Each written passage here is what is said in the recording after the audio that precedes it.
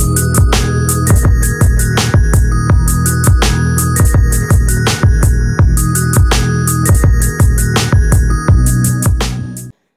teman-teman semua, Assalamualaikum warahmatullahi wabarakatuh. Balik lagi bersama saya Bunda Alia. Gimana nih kabar kalian semua? Semoga sehat selalu ya, amin.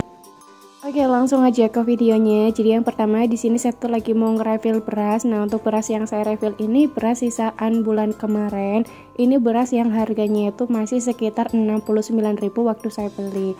Nah, waktu lagi nge-refill seperti biasa saya tambahin daun jeruk sama bawang putih biar nanti itu nggak ada kutunya.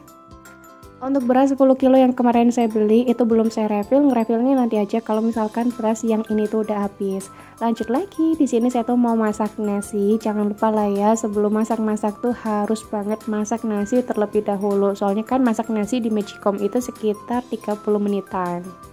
Nah, kalau berasnya udah dicuci tinggal dimasukin aja ke dalam Magicom. Jangan lupa ditambahin air. Kalau saya nambahin airnya itu agak lumayan banyak karena kurang suka kalau misalkan nasinya itu kayak perak gitu ataupun kurang air. Nah, kalau misalkan udah dimasukin air segini nih, langsung saya masukin aja ke dalam Magicom dan jangan lupa dicolokin sama cetakin.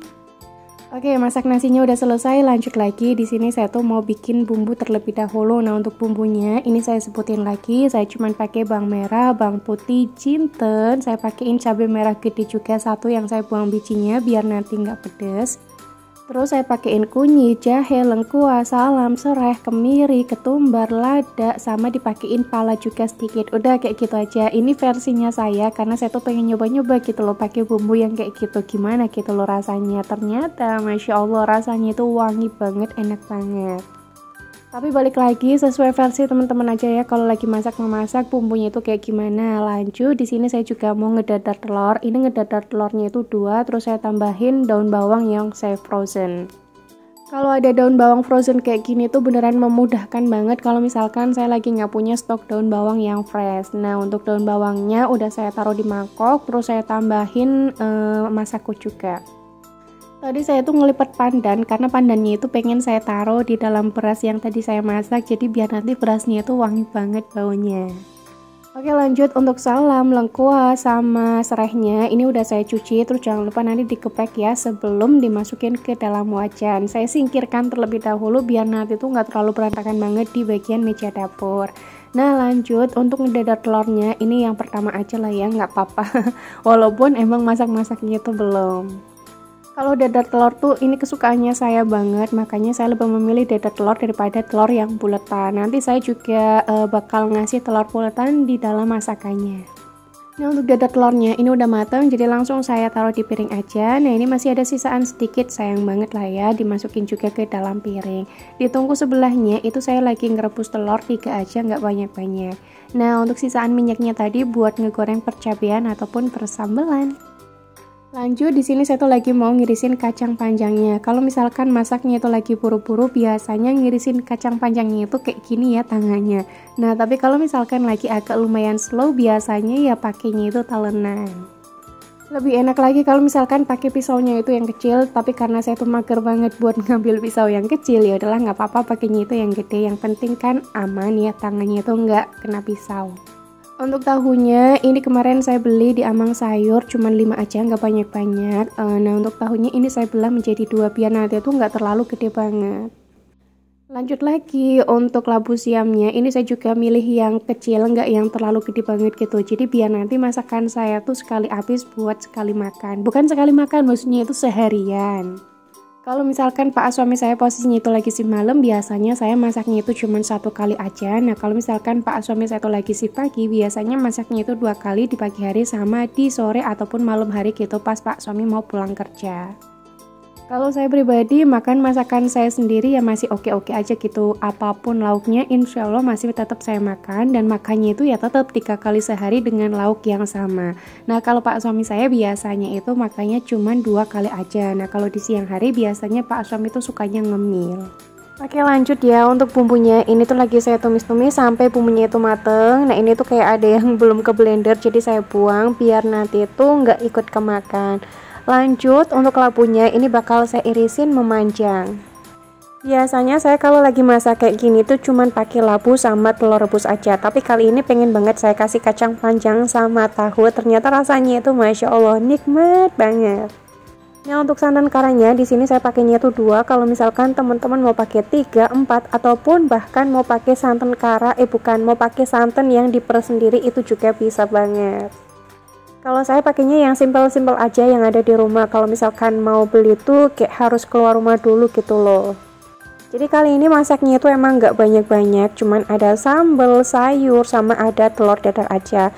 Nah kalau untuk telur rebusnya itu buat kakak Alea, kalau saya sama pak suami makanya itu telur dadar.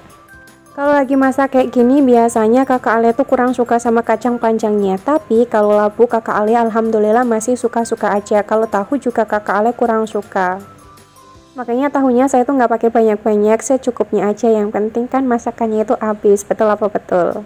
Oke, alhamdulillah udah selesai ngirisinya. Jadi untuk semuanya saya satuin ke dalam wadah merah. Lanjut di sini saya juga mau ngegoreng tempe ternyata. Nah untuk tempenya di sini saya juga nggak pakai banyak-banyak. Ini ngabisin tempe sisaan sedikit yang ada di dalam kulkas. Untuk tepungnya saya pakai tepung bumbu serbaguna, nggak yang neko-neko. Nah untuk bumbunya tadi sambil saya ngirisin labu sama tempe udah mateng, jadi langsung saya tambahin aja air sama santan kara. Untuk airnya juga agak lumayan banyak karena keluarga saya tuh suka banget ya sama kuah-kuahan. Tapi kalau misalkan makan yang keringan juga oke-oke aja. Untuk bumbu tambahannya saya tambahin royco sapi karena emang kemarin waktu saya lagi masak ini royco ayamnya itu belum saya refill yang gede, makanya saya pakai yang sapi terlebih dahulu. Untuk rasanya sama aja enak. Nah terus saya tambahin garam agak lumayan banyak, terus saya tambahin gula juga agak lumayan banyak. Untuk micinya sedikit aja sama ditambahin udah ding kayak gitu doang. Untuk ladanya tadi saya tambahin ya sedikit. Nah kalau udah ini tinggal dimasukin aja untuk sayurannya, kacang panjang, labu, tahu, sama ada telur yang tadi udah saya kupasin. Ini tinggal diaduk-aduk aja, jangan lupa dikoreksi rasa. Kalau misalkan rasanya udah pas ya udah ditunggu aja sampai masakannya itu agak lumayan tanek ataupun agak lumayan lama gitulah masaknya. Lanjut ditunggu sebelahnya saya pakai wajan legendaris buat ngegoreng tempe. Tadinya saya mau pakai sendok ya, tapi ternyata tuh susah banget. Ya udahlah saya taruh aja sendoknya di wastafel, terus saya pakai tangan ngegoreng tempenya. Nggak apa-apa lah ya, yang penting kan tangannya itu bersih. Itu di sebelah sana di sampingnya box roti itu juga ada percabean yang udah saya goreng, belum saya ulek karena ya emang kan tangan saya belum nganggur.